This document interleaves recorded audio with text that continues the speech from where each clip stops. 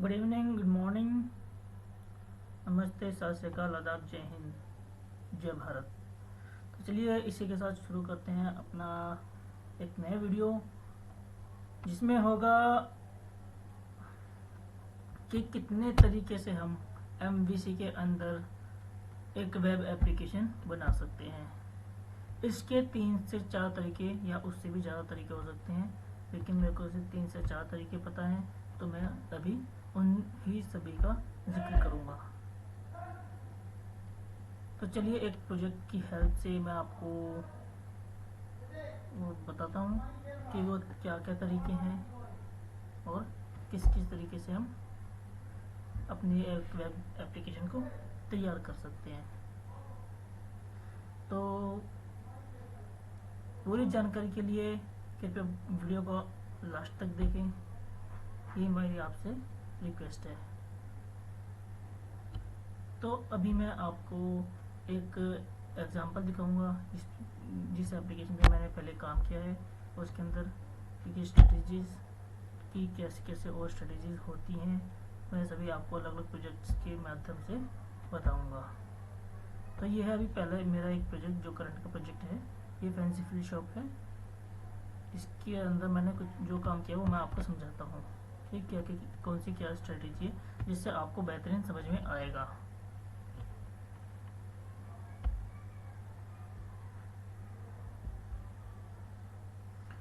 तो यहाँ पे बात करते हैं, ये मेरा प्रोजेक्ट ओपन हो गया है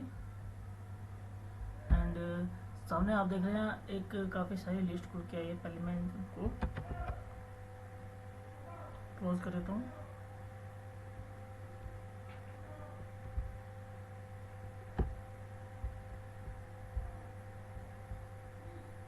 तो मैं आपको दिखाना चाहूँगा वो सब चीज़ों के बारे में बताऊँगा जो हमने इसमें यूज़ की है। सबसे पहले हमारी स्ट्रेटजीज कितनी होती हैं डेटाबेस को मैनेज करने में और डेटाबेस को यूज़ करने में हमारे MVC प्रोजेक्ट एप्लीकेशन के साथ।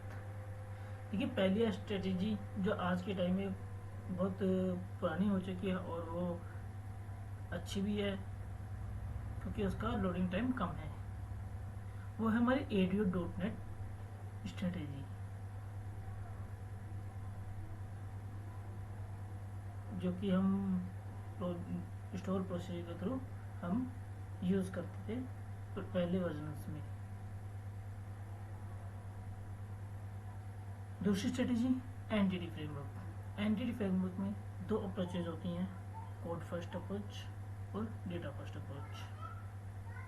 डेटा फर्स्ट अप्रोच में पहले एक डेटाबेस तैयार किया जाता है, उसकी टेबल स्ट्रक्चर तैयार की जाती है एंड उसको एंटिटी फ्रेमवर्क के थ्रू हम अपने प्रोजेक्ट में बिल्ड करते हैं, यूज़ करते हैं।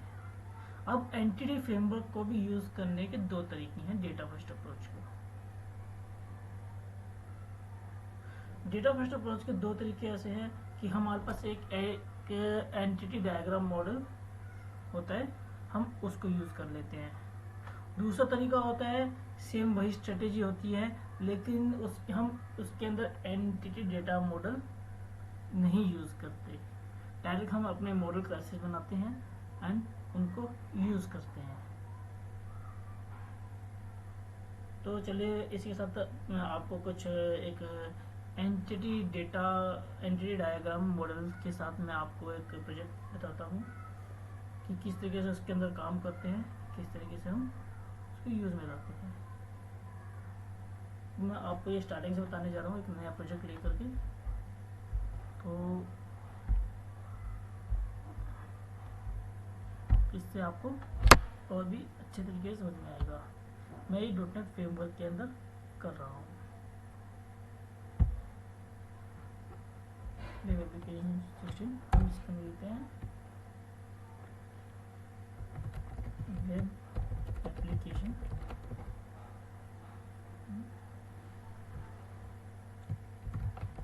Data first upload.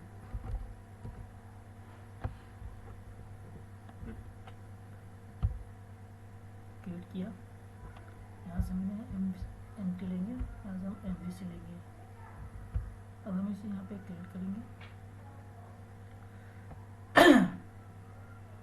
सॉरी, यहाँ पे राइट क्लिक करेंगे। पहले हम क्या करेंगे, कंट्रोलर हम ऐड बाद में करेंगे। पहले हम, अब हमारे पास इसके अंदर भी और अलग अलग पैटर्न्स होते हैं। ये हम ज़्यादातर मेरा मानना है कि हमें इसके लिए अलग से क्लास लाइब्रेरी बनानी चाहिए। तो मैं अभी आपको नॉर्मली बताऊंगा, क्लास लाइब्रेरी नहीं लेकर के बताऊँ। क्लास लाइब्रेरी के बारे में मैं आपको बाद में बताऊंगा अगली वीडियो में, और इस वीडियो में मैं आपको डायरेक्ट बताऊंगा। तो हम क्या करते हैं, यहाँ पे ये हमारा मॉडल्स है। क्योंकि मैं इसको मॉडल के फोल्डर में इसलिए ले रहा हूँ तो क्योंकि हमारा एक मॉडल टाइप का है, क्योंकि हम इसको एज अ मॉडल यूज़ करने वाले हैं। तो मैं इस पर राइट क्लिक करेंगे, मॉडल्स पर ऐड करेंगे, न्यू आइटम पे क्लिक करेंगे। अब हमने यहाँ पे काफ़ी सारे टेम्पलेट्स खुले नजर आ रहे हैं। इंस्टॉल्ड विजुअल सी शार्प, जो भी आपकी लैंग्वेज होगी। देन हमने जो वेब है इसको हमने कोलैप्स करना है। देन डेटा पे क्लिक करना है। अब यहाँ पे देखिए ADO.NET एंटिटी डाटा मॉडल, हमें ये नहीं लेना है, हमें यही लेना है। ADO.NET एंटिटी डाटा मॉडल है ये वही, लेकिन हमारी जो स्ट्रेटेजी होगी वो एंटिटी फ्रेमवर्क होगी। ये ADO.NET क्या यूज करता है, ये ADO.NET है वो, और एक ADO.NET एंटिटी है। बहुत ज़्यादा डिफरेंस। तो अब हम इसको सिलेक्ट करते हैं। मॉडल का नाम अपनी मर्जी से कोई मॉडल दे सकते हैं।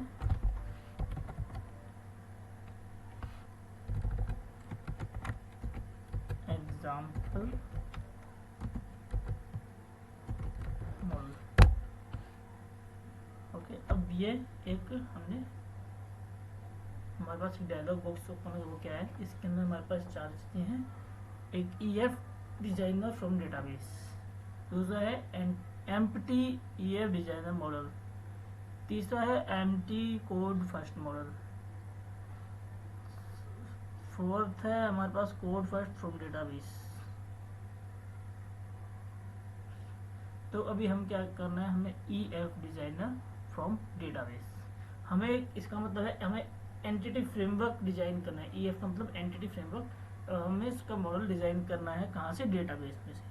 तो हम इसका मतलब कि हमारे पास डेटाबेस ऑलरेडी क्रिएटेड है, ठीक है, उसके अंदर से हम टेबल्स हम गेट करेंगे, इसके अंदर मर्ज करेंगे। तो वो किस तरीके से करेंगे, अब हमने इसको सिलेक्ट किया हुआ है, तो नहीं हो तो सिलेक्ट कर लेना है इसे, एंड देन नेक्स्ट पे क्लिक करना है। अभी इसके अंदर मेरे पास कुछ, हमारे पास एक मेरा ABCD के नाम से डेटाबेस बना हुआ है, हम उसको यूज़ करेंगे। एक हमारे पास और भी कनेक्शन है, इसके अंदर हमारे पास क्या है, एग्जाम्पल, लेकिन हम डेटाबेस का नाम है हमारा ABCD। तो ये हमारा डेटाबेस यहाँ पे होगा, मैं आपको दिखाऊंगा। तो ये हमारा SQL सर्वर,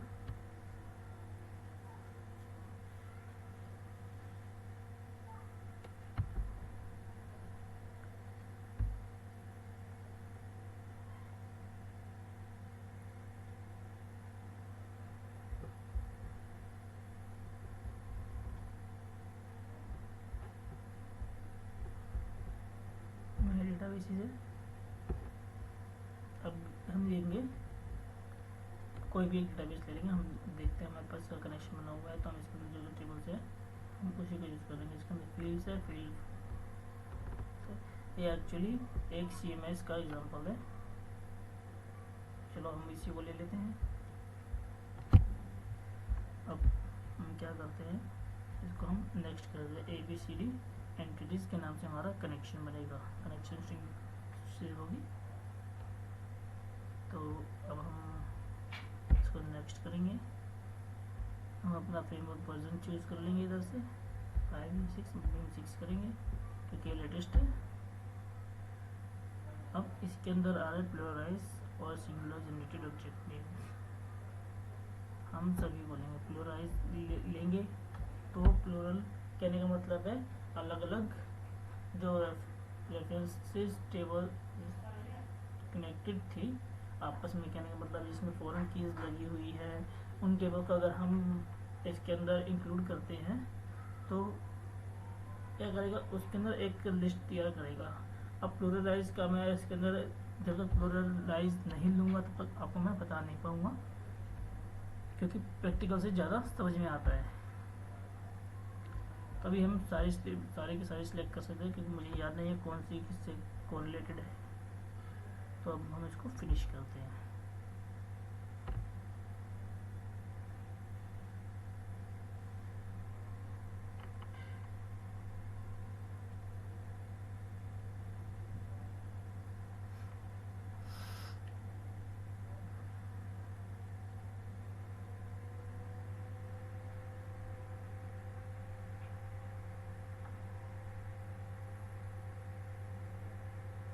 अब ये थोड़ा सा टाइम लेगा क्योंकि जो टेबल्स हैं डेटाबेस है उसको ओपन करके जितने भी टेबल्स हैं उनका स्ट्रक्चर क्रिएट करेगा, सारी क्लासेस क्रिएट करेगा।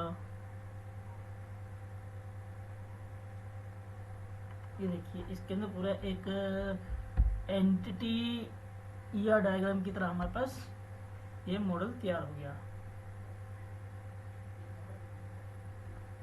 अभी देखिए इसके अंदर कुछ तुम्हारे पास लाइब्रेरीज बढ़ गई, entity framework dot SQL server, ये हमारे पास लाइब्रेरीज बढ़ गई हैं। हमने इसको कोलैप्स कर दिया, इधर हमारे सारे देखिए इधर से ये क्लासेज वगैरह आ गई हैं। हम इसको यहाँ से सेव करना ना भूलें।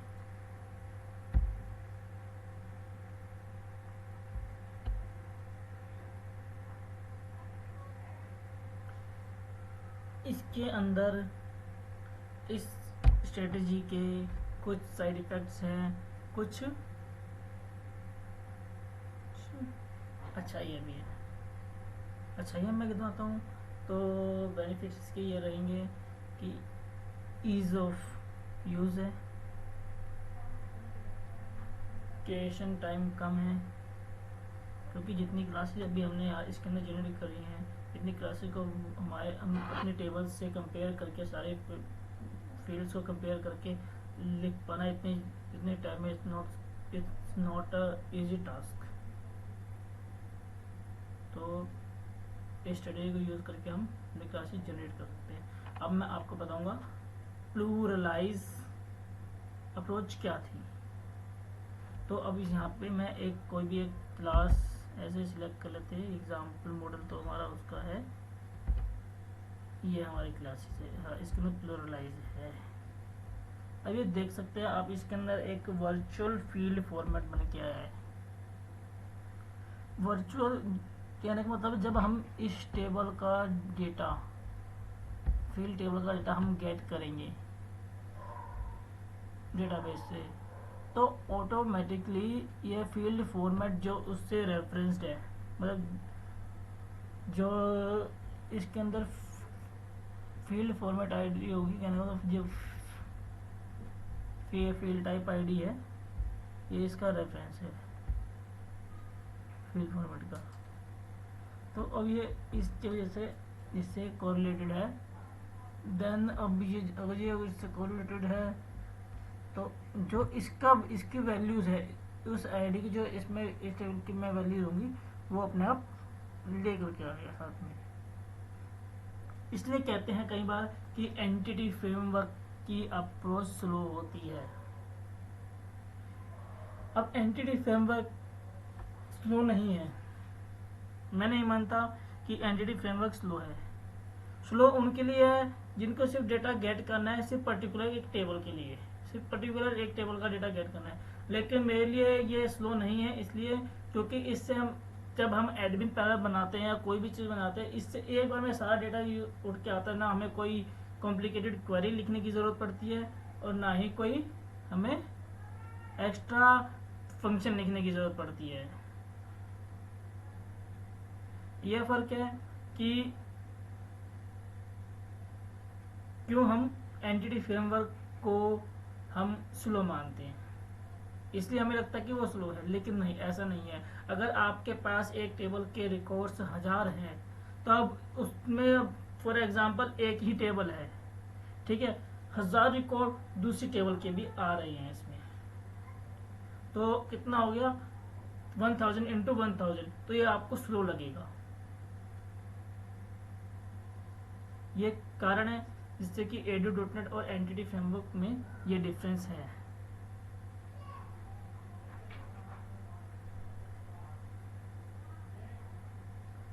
तो अब इसी के साथ आगे बढ़ते हुए मैं आपको एक क्रिएशन का एक ये स्ट्रेटेजी है मॉडल्स को कनेक्ट करने की, ठीक है। अब हम डायरेक्टली इसको इनका अब एक हम कंट्रोलर ऐड करते हैं।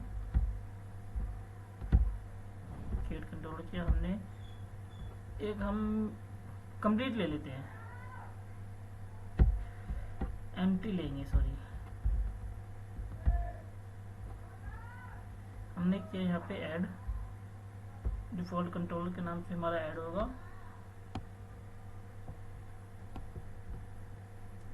तो हमने डिफॉल्ट कंट्रोलर में अब हमने डिसाइड करते हैं, हमने फील्ड की टेबल हमने सेलेक्ट करी थी, हम फील्ड का डेटा लेके आएंगे। तो कितना सिंपल एंड इजीएस्ट वे होगा ये।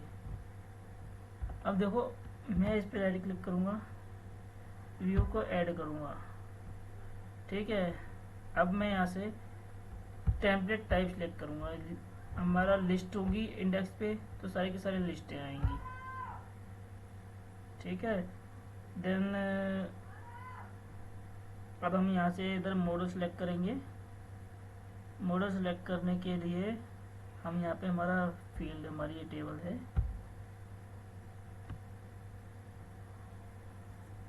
अब हम डेटा कंटेक्स्ट क्लास भी हम इसके अंदर सिलेक्ट करेंगे। ABCD एंटिटी के नाम, CD के एंटिटी के नाम से हमारा बना था कंटेक्स्ट क्लास। हम लेआउट कुछ नहीं लेंगे, ये हमारा पार्शियल नहीं होगा, हम इसको ऐड करते हैं। अभी क्या कहता है, this there was an error running the selected code generator, was an error getting the type data first approach models field, try rebuilding the project, okay. तो हमें अभी ये कहता है इसको हम पहले रिबिल्ड करेंगे, तब हम इसको ऐड कर सकते हैं,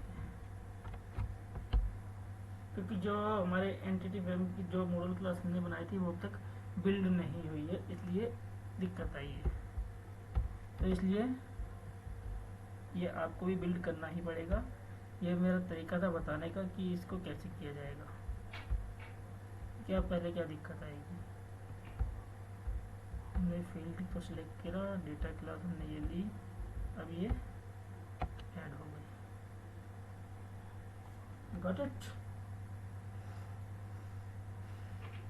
अब ये कुछ jQuery की वैलिडेशन और jQuery की क्लासेस वगैरह इनकॉर्पोरेट कर देंगे उसके अंदर। बूटस्ट्रैप हमारा चल रहा है, हमें हमारे पास बाय डिफ़ॉल्ट बूटस्ट्रैप की लाइब्रेरीज वगैरह यूज़ होकर आती हैं। अब ये देखिए इसने सारी चीज़ खुद ही जनरेट कर दी है, मैंने कुछ भी नहीं किया इसके अंदर। इसके अंदर ये देखो,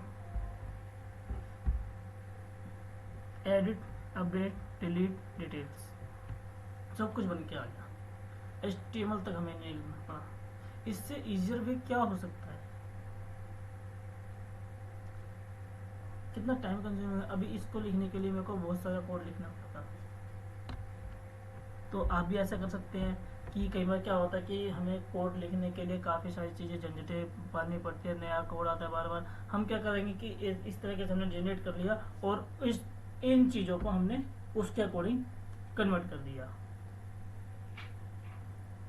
गॉट इट। तो ये एक अप्रोच है, लेकिन अभी हमारा काम ख़त्म नहीं हुआ। अभी हमने सिर्फ इस क्लास के ये HTML इसका क्रिएट हो गया, लिस्ट क्रिएट हुई है, लेकिन अभी इसके अंदर डेटा नहीं जाएगा। अब मैं डेटा भेजना बताता हूँ तुम्हें। एक होती है इसके अंदर हमारी कंटेक्स्ट क्लास। जब भी हम एंटिटी फ्रेमवर्क यूज़ करते हैं तब हमारी कंटेक्स्ट क्लास बहुत काम की चीज़ होती है। ये तो टीटी है इसका।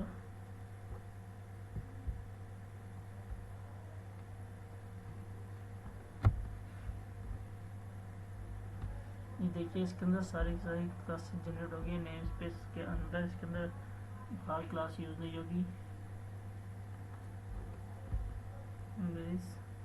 सो एक पार्शल क्लास जनरेट हुई है ABCD एंटिटीज के नाम से। पार्शल का मतलब होता है पूरे पूरे सॉल्यूशन के अंदर ये हमारी क्लास, हम कहीं पे भी इसको इन्वोक कर सकते हैं।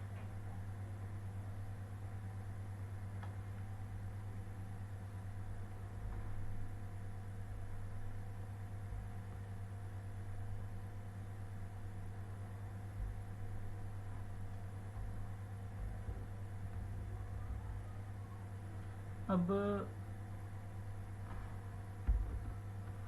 इसके अंदर एक मेथड बना हुआ है ओन मॉडल क्रिएटिंग। जब हम मॉडल को क्रिएट कर रहे होंगे तब DB मॉडल बिल्डर, ठीक है, throw new unintentional code first exception. अगर हम किसी कोड फर्स्ट अप्रोच का यूज करते हैं इसी के साथ तो वो अनइंटेंशनल एक्सेप्शन थ्रो करेगा। अगर मॉडल बिल्डर में कोई प्रॉब्लम है, कोई भी चीज़, फॉर एग्जांपल कोई कॉलम हमने मैच नहीं कराया, हमने कोई चीज़ डिलीट कर दी है। फॉर एग्जांपल अगर मैं फील्ड से कुछ एक आइटम को जो नलेबल है, इस आइटम को मैं डिलीट कर दूंगा तो ना उससे वहाँ से वैल्यू गेट करेगा ना वैल्यू इसमें पुट करेगा। ये दोनों का डिफरेंस है, ठीक है। हाँ, लेकिन जितने भी वर्चुअल हैं आप उसको डिलीट कर सकते हैं, कोई इश्यू नहीं है।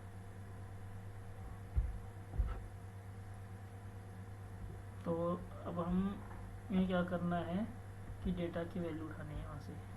सबसे पहले तो अगर हमारा कोई भी ये हमारा पूरे एक प्रोजेक्ट पूरे हर कंट्रोल के हर मेथड भी यूज होने वाला है, हमें पता है, तो हम इसका हमेशा एक इंस्टेंस क्रिएट कर लेंगे। इंस्टेंस कैसे क्रिएट किया जाता है? क्रिएटिंग इंस्टेंस ऑफ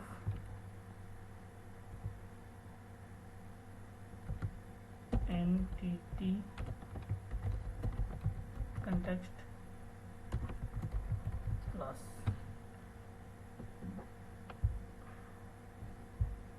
मैं एंटिटी कंटेक्स्ट क्लास है, DB कंटेक्स्ट इसको मैं नहीं दूंगी, इसको इसलिए हम इसको कंटेक्स्ट में DB कंटेक्स्ट को हम डायरेक्टली भी यूज़ कर सकते हैं, लेकिन उसका घाटा ये होगा हमारे उसको हमारे लिए स्ट्रिंग कनेक्शन नहीं मिल पाएगा। Got it. तो अब हम यहाँ पे वापस आते हैं कंट्रोल, नीचे आपको क्रिएट कर देता हूँ मैं क्लास ABCD।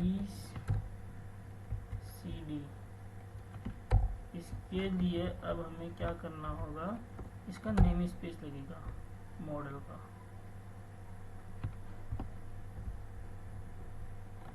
मॉडल का नेम स्पेस इसलिए नहीं आएगा क्योंकि हमने इसका नाम पूरा नहीं लिखा है। जब तक पूरा नाम नहीं लिखेंगे तब तक नहीं आएगा, इसलिए हम पहले हमें पता है कि कौन सा नेम स्पेस है। अब इसका ये नेम स्पेस हमने उठाया यहाँ से,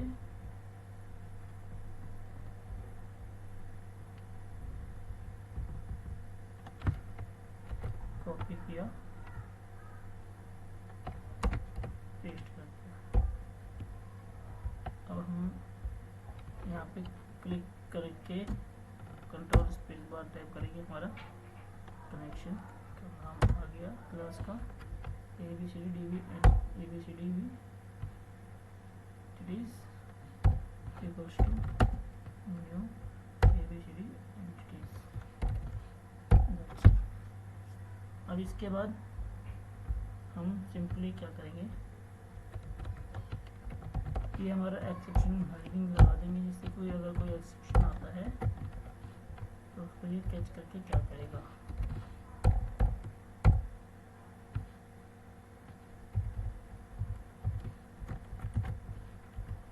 एक्सेप्शन जिससे हमें यहाँ पर पता लग जाएगा ex डॉट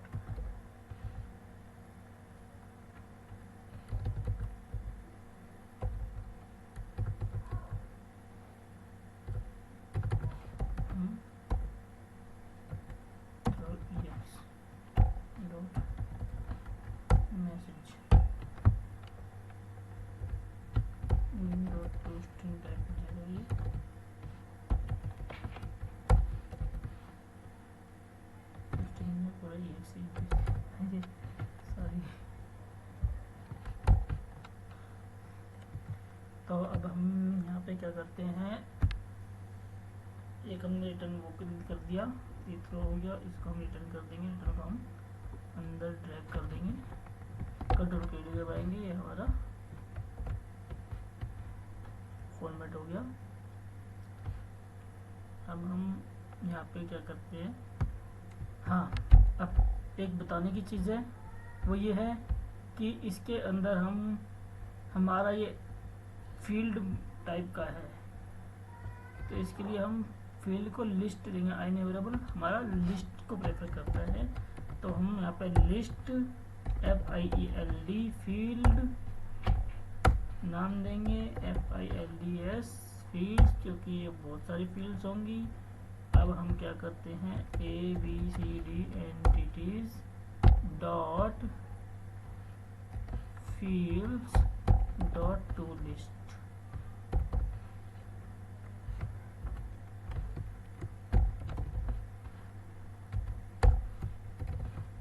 दैट्स इट।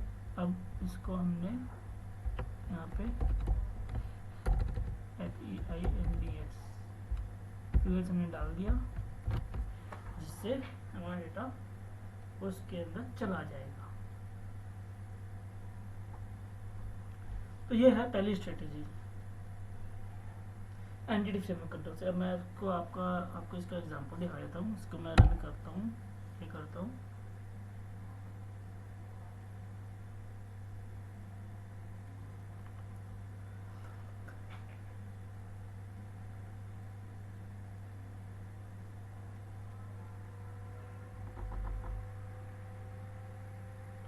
अभी इसको हमारा कंट्रोलर नहीं मिला है, तो देखिए अब इसका हम क्या करेंगे, इसके रूट कॉन्फ़िग में जाएंगे, यहाँ पे हमारा होम लिखा हुआ है, इसको हम कर देंगे DEFAULT डिफ़ॉल्ट, ठीक है। अब ये इसका एक्सेप्ट नहीं करेगा क्योंकि इसको बिल्ड चाहिए, अब ये बिल्ड होगा, देन अब मोर इंडेक्स पेज खुल जाएगा।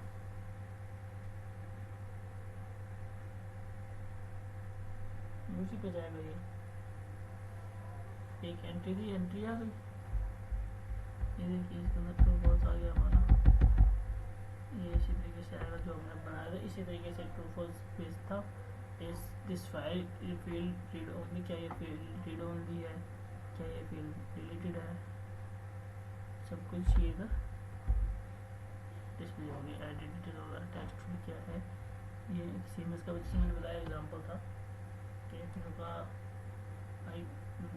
लिंक आ गया। तो एक ये तरीका है। अब दूसरा तरीका मैं आपको एक एग्जांपल के थ्रू बताऊंगा, इस नए एप्लीकेशन में आगे करके मैं आपको बताऊंगा कि किस तरीके से हम इन चीज़ों को और बेहतर तरीके से कर सकते हैं। अभी मैं आपको एक एग्जांपल edu.net का दूंगा। edu.net का एग्जांपल देने के लिए मेरे को पुराने फोल्डर इसको एक्सट्रैक्ट करके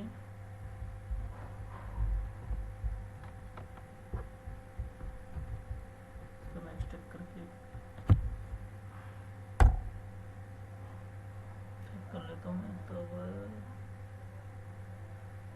मैं आपको एक एग्जांपल दिखा दूंगा।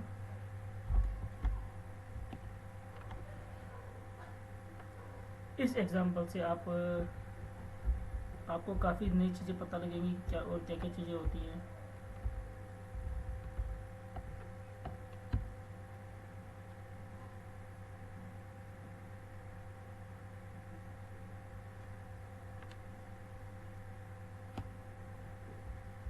ये कंट्रोलर्स, ये कैटेगरी कंट्रोलर, ये देखिए इसके अंदर मैंने कनेक्शन स्ट्रिंग बनाई है, सिंपल कनेक्शन स्ट्रिंग। ये कनेक्शन स्ट्रिंग हमारे किसी भी यूज में नहीं है, ये हमारी कनेक्शन स्ट्रिंग चल रही है। डाटा सोर्स हमारा डॉट है, डेटाबेस हमारा fancy field database, entity security provider name, normal हम जैसे कनेक्शन बनाते हैं सिंपल कनेक्शन बनाया हुआ है, ठीक है। अब कैटेगरी कंट्रोलर के अंदर हमने ये मोड हमने दे रखा है, एक अलग तरीके से प्रोसीजर लिखा हुआ है, इसके अंदर हमारा इफ कंडीशन यूज है, ये कंडीशन के बेस पे एग्जीक्यूट होता है, सिलेक्टिव स्टेटमेंट है प्रोसीजर में। तो ये देखिए मैंने एक क्लास बना रखी है मॉडल्स के अंदर, एग्जीक्यूट रिटर्न प्रोसीजर, ठीक है। अब इसके अंदर एक लाइब्रेरी है मेरी बनाई हुई IQ लाइब्रेरी के नाम से, ये IQ क्लास लाइब्रेरी के नाम से लाइब्रेरी बनी हुई है। इसके अंदर एसक्यूएल हेल्पर के नाम से एक मेथड बना हुआ है, जिसके अंदर हर तरह के मेथड बने हुए हैं। अब ये क्या करते हैं कि ना जितने भी हमारी कमांड्स होंगी उनको डायरेक्टली एग्जीक्यूट कर देंगे। बस हमने क्या करना है, एक कनेक्शन उसको देना है, ठीक है। देन उसके पास सारे मेथड्स बने हुए हैं, ठीक है।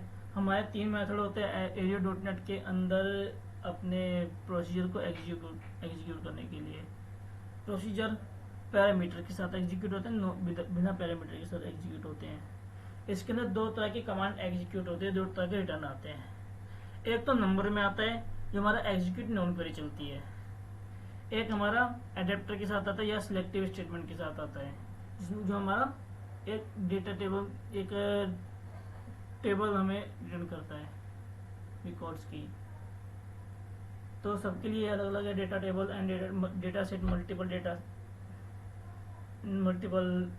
टेबल के रिजल्ट के लिए। और डेटा टेबल जब हम यूज करेंगे ऑटोमेटिकली वही उठा लेगा अपने आप जो चीज़ तुम्हें चाहिए। हर तरह का इसमें रिटर्न टाइप बना हुआ है। अब मैं आपको एक दिखा देता हूँ। अब देखिए इसके अंदर मैंने एक दिख रखा है gate data table from store procedure. इसके अंदर प्रोसीजर नेम दे रखा है, ये की वैल्यू पेयर्स, कहने का मतलब है इसके अंदर हमारे पैरामीटर्स आएंगे। इसको मैं क्रिएट करना ही बताऊंगा आपको। ये देखिए ये एक एसक्यूएल हेल्पर मैंने बनाया हुआ था, जिसके अंदर देखिए ये लॉन्ग है, मतलब फॉर एग्जांपल अगर आपके पास आप बल्क इंसर्ट करते हैं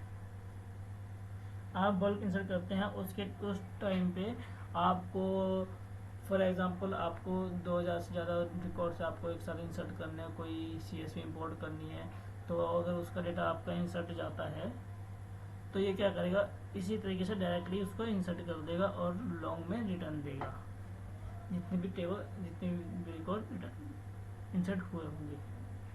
तो इसलिए इसको हमने लॉन्ग में रखा है, ठीक है। अब ये हर तरीके से ये है एग्जीक्यूट नॉन क्वेरी के लिए, जितने भी लॉन्ग रिटर्न कर रहे हैं। और data set and data table, इसके अंदर 3 तरीके के मेथड बने हुए हैं। एक की वैल्यू पेयर्स डिक्शनरी जो यूज़ करता है, एक होता है हमारा एसक्यूएल पैरामीटर, जो इसके अंदर हम सिंगल पैरामीटर देते हैं या एरे में पैरामीटर देते हैं, वो बना हुआ है।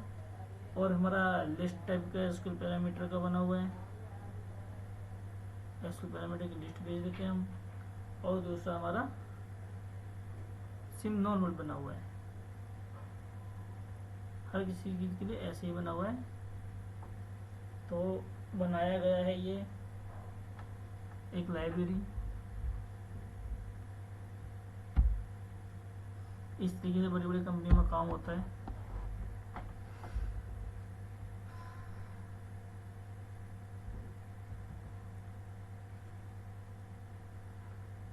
तो अब मैं आगे बढ़ते हुए इसका आपको और चीज़ें बताता हूँ किस तरीके से ये काम कर रही है। अब ये देखिए ये मेरा प्रॉपर ARIO.NET पे काम बना हुआ है। ये देखिए की वैल्यू डिक्शनरी नाम से हमने की वैल्यू पेस्ट लिया, ठीक है। इस तरीके से हमने की वैल्यू पेस्ट के अंदर हम देखिए बेसिकली हम क्या क्या चीज़ें होती हैं। एक हमने यहाँ पे स्ट्रिंग लिया था, क्या क्या चीज़ें जाएंगी इसके, एक पहला स्ट्रिंग जाएगा, दूसरा ऑब्जेक्ट जाएगा। स्ट्रिंग ऑब्जेक्ट कहने का मतलब ये दोनों चीज़ हमारी पैरेलल चलेगी, क्योंकि वर्ड एंड मीनिंग भी हमारे पैरेलल चलते हैं डिक्शनरी के अंदर। इसका ये मतलब है हम इसके अंदर अपने अकॉर्डिंग ऑब्जेक्ट कर सकते हैं, स्ट्रिंग भेज सकते हैं पैरेलली। तो both are whatever convenient for you according to your purpose। पहले हमने वैल्यू गेट करी, डेटा टेबल के अंदर वैल्यू रिटर्न करेगा। देन अब हमने डेटा टेबल से एडिट का है यह ऐड के लिए हमने ऐड किया, तो हमने एक सारी पैरामीटर्स इसके अंदर भेज दिए और एग्जीक्यूट नॉन क्वेरी कर दी डायरेक्टली। एग्जीक्यूट नॉन क्वेरी का ये मेथड बना हुआ है।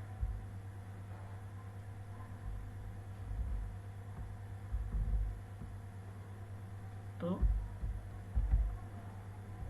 इस तरीके से मैंने एडिट पे काम होता है।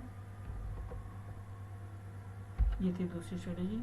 अब एंटिटी फ्रेमवर्क की मैंने आपको एक स्ट्रेटेजी बताई, दूसरी स्ट्रेटेजी बताने बाकी रहती है।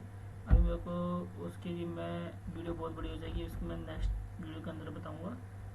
तब तक के लिए आपको मेरा नमस्कार, सत श्री अकाल and thank you for watching.